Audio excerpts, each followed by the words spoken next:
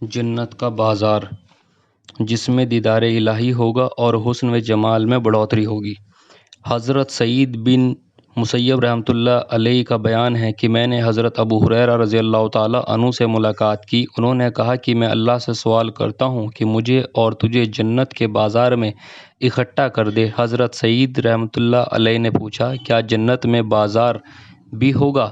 حضرت ابو ہریرہ رضی اللہ تعالیٰ عنہ نے فرمایا کہ ہاں، رسول خدا صلی اللہ علیہ وسلم نے مجھے بتایا کہ بلا شبہ جنتی جب جنت میں داخل ہوں گے تو اپنے اپنے اعمال کے مطابق درجوں اور منزلوں میں اتریں گے۔ اس کے بعد دنیا کے دنوں میں سے جمعے کے دن کی مقدار میں اس کو اجازت دی جائے گی اپنے رب کی زیارت کرے۔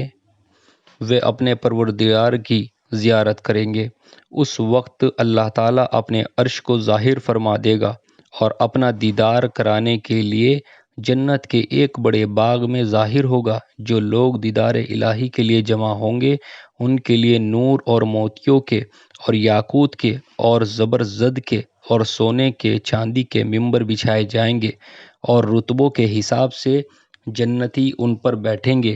نعمتوں اور نوازشوں کی وجہ سے ان میں کوئی گھٹیا اور کم درجے کا تو نہ ہوگا، لیکن رتبے کے اعتبار سے جو سب سے کم تر ہوں گے مشک اور زعفران کے ٹیلوں پر بیٹھیں گے، اور یہ ٹیلوں پر بیٹھنے والے کرسیوں پر بیٹھنے والوں کو اپنے سے بہتر خیال نہ کریں گے، کیونکہ ایسا خیال آ گیا کہ ہم گھٹیا ہیں تو رنگ جوگا اور جنت میں رنگ کا نام نہیں۔ حضرت ابو ہریرہ رضی اللہ تعالیٰ عنہ نے عرض کیا، یا رسول اللہ، کیا ہم اپنے پروردگار کو دیکھیں گے؟ فرمایا، ہاں، کیا سورج اور 14ویں رات کے چاند کو دیکھنے میں کوئی شبہ رکھتے ہو؟ ہم نے عرض کیا، نہیں۔ فرمایا، اسی طرح تم اپنے پروردگار کو دیکھنے میں کوئی شک نہ کرو گے اور اس مجلس میں کوئی شبہ ایسا باقی نہ ہوگا جس سے آمنے سامنے ہو کر اللہ تعالیٰ کی بات چیت نہ ہو، یہاں تک کہ حاضر لوگوں میں سے کچھ کو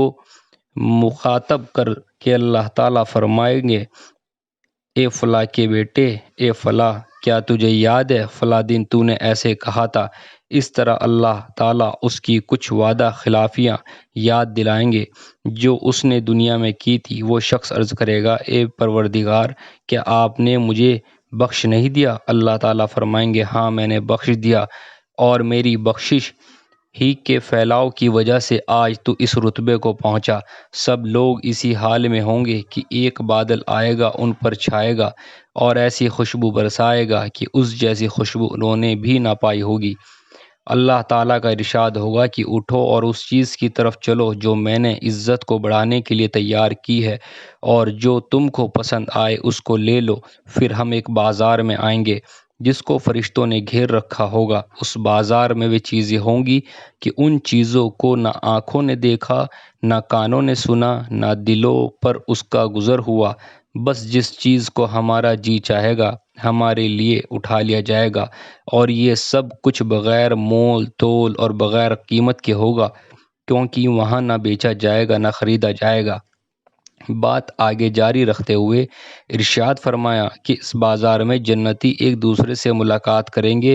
اونچے رتبے کا ایک آدمی کسی کم رتبے والے سے ملاقات کرے گا، حالانکہ اپنے اپنے احساس کے مطابق ان میں کوئی کمتر نہ ہوگا، تو اس شخص کو بلند مرتبے والے کا لباس بہت پسند آ جائے گا، لیکن ابھی بات ختم نہ ہو پائے گی کہ اس کا لباس اس بلند مرتبے والے کے لباس سے اچھا معلوم ہونے لگے گا۔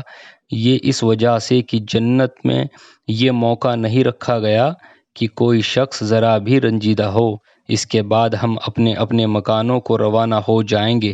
وہاں پہنچنے پر ہماری بیویاں ہمارا سواگت کریں گی اور مرحبا اہلاً و سہلاً کے بعد کہیں گی کہ تم اس حسن و جمال کو لے کر واپس ہوئے ہو جو کہ اس وقت نہ تھا جب کہ تم ہم سے جدا ہوئے تھے۔ ہم جواب میں کہیں گے کہ آج ہم نے اپنے پروردگار کے ساتھ ہم نشینوں کو عزت حاصل کی ہے اور ہم اسی شان کے ساتھ آنے کے لائق ہیں۔ حضرت انس رضی اللہ تعالیٰ عنہ سے روایت ہے کہ سرور عالم رسول اللہ صلی اللہ علیہ وسلم نے ارشاد فرمایا کہ بلا شبہ جنت میں ایک بازار ہے جس میں جنتی ہر جمعے کو جایا کریں گے۔